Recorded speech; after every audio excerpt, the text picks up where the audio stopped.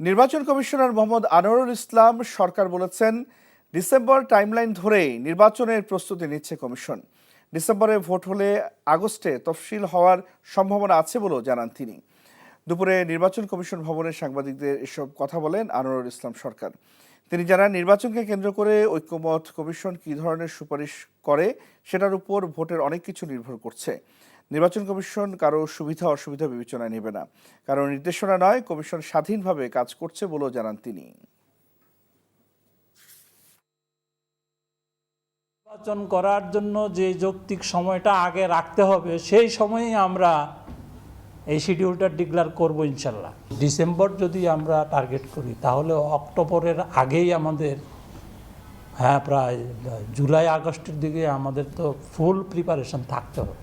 রাজনৈতিক দল নিবন্ধনের বিষয়ে ঐকমত্য কমিশন যদি এই বিষয়ে ঐকমত্য হন, তাহলে এই ক্ষেত্রেও আমাদের কাজ করার প্রয়োজন রয়েছে।